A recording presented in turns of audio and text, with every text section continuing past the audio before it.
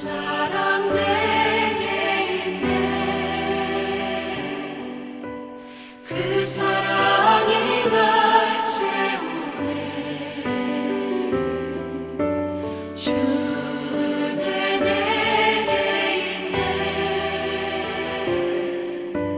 그대로 날 채우네. 성경의 숲을 걷다 오늘은 신명기 7장입니다. 신명기 전체 내용 중에서 가장 많이 언급되는 내용은 이스라엘 백성들이 가나안 땅에 들어가서 어떻게 생활해야 하는지에 대한 가르침입니다. 이 가르침은 가나안 땅에 입성을 앞둔 출애굽 2세대에게 너무나도 중요한 말씀이기 때문입니다. 오늘 우리가 공부하게 되는 신명기 7장도 동일하게 가나안 땅에 들어가서 지켜야 할 하나님의 규례에 대한 가르침이 기록되어 있어요. 그리고 계속적으로 신명기가 확고하게 전제하고 있는 것은요, 이스라엘이 꼭 승리를 할 것이라는 사실입니다. 이것은 기정사실이에요. 일반적으로 어느 땅을 정복하기 위해서 필요한 것은 어떻게 전쟁을 할 것인가, 전쟁의 전략, 동원되는 병력 등등을 잘 점검해야 합니다. 근데 모세는 그런 것에 대한 관심은 전혀 없습니다. 왜냐하면 가나안 땅의 정복은 반드시 이루어지기 때문이에요. 그렇기 때문에 이스라엘 백성들이 가나안 땅에 들어가서 어떻게 살아야 하는가가 중요했던 것입니다. 오늘 7장에서는 이스라엘 백성들이 반드시 가나안 땅을 정복할 것이지만 그렇다고 가나안 땅에 살고 있는 족속들이 만만한 백성이 아니었음을 이렇게 밝히고 있습니다. 1절 보면 너보다 많고 힘이 센 족속이라고 소개합니다. 그럼에도 불구하고 이스라엘이 가나안을 정복할 수 있는 것은 하나님이 전쟁을 진두지휘하셔서 이 강하고 큰 족속들을 모두 멸하실 것이기 때문입니다. 자, 그렇다면 자신의 노력보다는 하나님의 일하심으로 땅을 차지하게 될 이스라엘이 그 땅에 입성하게 되면 무엇을 해야 할까요? 하나님은 그들에게 몇 가지를 요구하십니다. 첫째, 가나안 사람들을 진멸해야 했습니다. 전쟁은 하나님이 하시는 일이기 때문에 결과는 이미 이스라엘의 승리로 판가름 나 있습니다. 하나님은 전쟁에서 승리하여 이스라엘에게 가나안 사람들을 넘겨주실 것입니다. 이스라엘은 넘겨받은 가나안 족속들을 진멸하는 일을 맡았습니다. 그래서 이들 족속과는 어떤 언약도 맺어서는 안 되었습니다. 둘째, 혼인관계로 가나안 족속들과 얽히지 말아야 했습니다. 하나님이 가나안 족속을 멸하라고 하시는 가장 큰 이유가 바로 여기 있었던 거예요.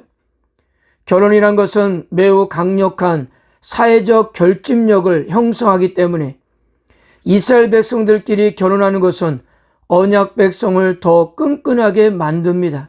그러나 이방 족속과의 결혼은 언약 백성으로서의 하나님께 대한 충성을 약화시킬 수밖에 없었습니다. 또한 가나안 사람들과 결혼은 이스라엘 사람들을 우상 숭배로 끌고 가는 결과를 초래할 것이기 때문이에요. 하나님께서 이방인과의 결혼에 대해서 가장 염려하는 것이 바로 이 부분이었던 것입니다.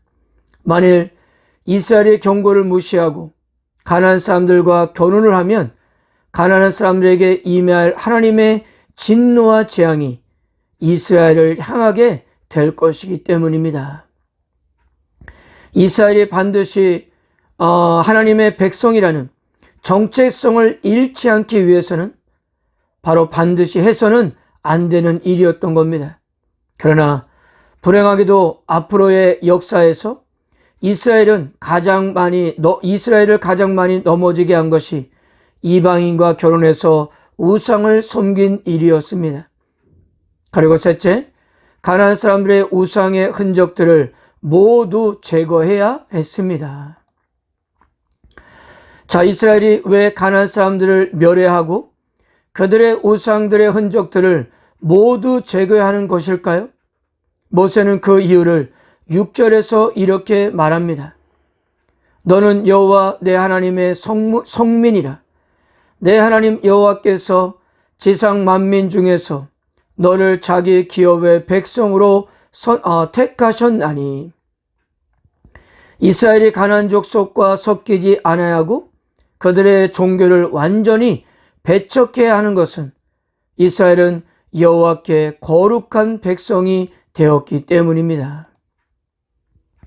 이스라엘이 여호와께 거룩하다는 것은 아내가 남편에게 특별한 것처럼 이스라엘이 하나님께 특별하다는 의미였던 것입니다. 하나님이 이처럼 특별한 관계를 맺기 위하여 온 세상 만민 중 이스라엘을 선택하셨던 것입니다. 하나님께서 이스라엘을 선택하신 이유는 딱 한 가지로 설명될 수밖에 없습니다. 그들이 다른 민족들과 같이 수요가 많아서가 아니라 그 어떤 전제 조건 없이 하나님의 무조건적인 사랑 때문이었던 것입니다. 8절입니다. 여호와께서 다만 너희를 사랑하심으로 말미암아 또는 너희 조상들에게 하신 맹세를 지키려 하심으로 말미암아 자기의 권능의 손으로 너희를 인도하여 내시되 너희를 그 종되었던 집에서 애굽 왕 바로의 손에서 속량하셨나니. 하나님의 백성들을 향한 무조건적인 사랑은 출애굽 사건을 통해서 온 천하에 드러났습니다. 그러므로 하나님께 사랑을 받을 자격이 없는 사람이 사랑을 받았다면 그는 어떻게 해야 하는 것일까요? 여호와 하나님만을 사랑하며 그분의 명령과 규례를 지키면서 살아가야 했던 것입니다. 모세는 12절과 16절까지 이스라엘 백성들이 가나안 땅에서 성공할 것인가 아니면 실패할 것인가는 하나님 말씀에 대한 그들의 순종 여부에 의해서 결정된다는 사실을 다시 한번 상기시켰습니다. 순종은 이스라엘 백성들이 해도 되고 안 해도 되는 선택사항이 아니었던 거예요. 순종은 이스라엘의 번성과 생존에 있어서 필수적인 것이었습니다. 그러므로 이스라엘 백성들이 순종하기만 하면 앞으로 두려워할 일도 없었던 거였습니다.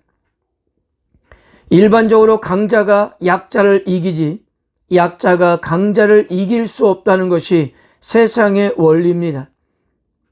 그러나 하나님께서 세상에서 가장 보잘것없는 이스라엘을 언약 백성으로 선택하면서 이미 그 원리는 깨지게 되었습니다.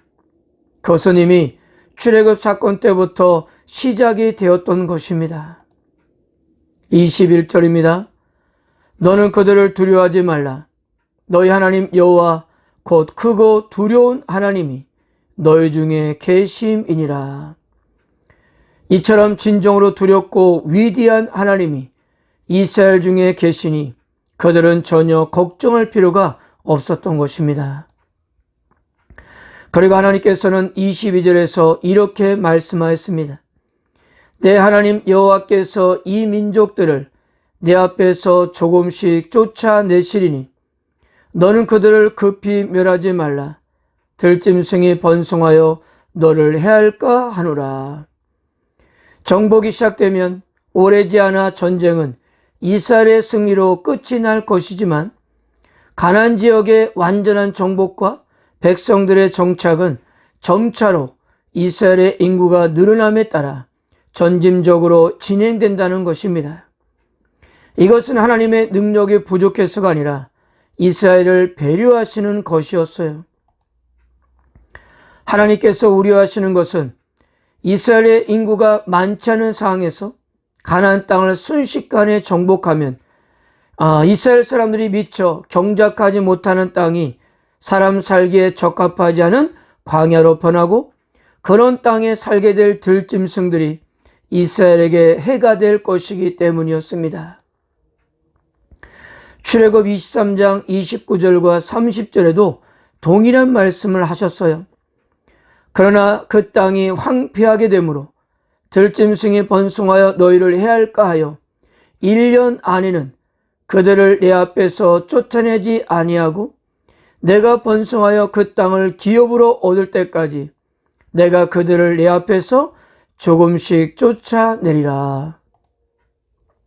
그러므로 하나님은 가나안 땅을 모두 순종하는 이스라엘에게 주시되 그들의 숫자가 늘어남에 따라 단계별로 주심으로써 적과 끓이 흐르는 땅이 광야로 변하는 일을 예방하시고자 했던 것입니다.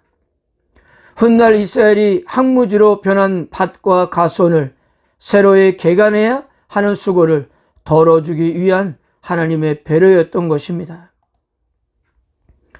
사랑하는 성도 여러분, 하나님은 저와 여러분들을 사랑하심으로써 당신의 자녀로 선택해 주었습니다.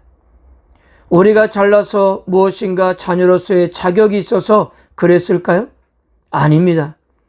그냥 처음부터 하나님이 저와 여러분들을 기뻐하심으로 주의 백성으로 불러주신 것입니다. 이것이 우리를 향한 조건 없는 무조건적인 하나님의 사랑 때문입니다. 우리가 이 사실을 믿을 때 그 하나님께 감사와 찬양을 올릴 수가 있는 것이고요.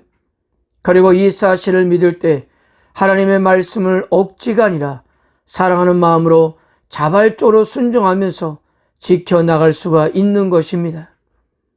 좀 더 세상과 구별되어 거룩한 하나님의 백성답게 살 수가 있는 것입니다.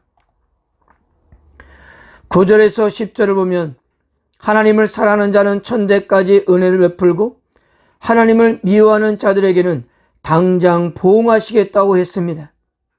이런 말씀은 이미 출애굽기 20장과 출애굽기 34장에도 언급이 되었었는데요.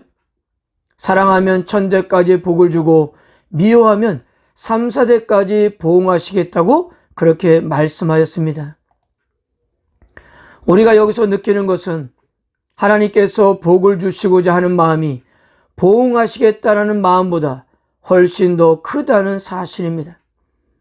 우리를 향한 하나님의 사랑이 이렇게 크다는 거예요. 결국 이 사랑 때문에 매일같이 넘어져도 다시 회복될 수가 있는 것입니다. 하나님의 그 크신 사랑이 나를 붙들고 있기 때문이에요. 사랑하는 성도 여러분, 우리를 택하신 것이 하나님의 사랑의 전부였던 것처럼 우리 역시 하나님의 말씀을 지키고 거룩히 구별된 존재로 살아가야 하는 이유에 대해서 내가 하나님을 사랑하기 때문이라고 고백할 수 있기를 바랍니다. 오늘도 그 하나님의 크신 사랑으로 넉넉하게 승리하는 하루가 되시기를 주님의 이름으로 축복합니다. 그 사랑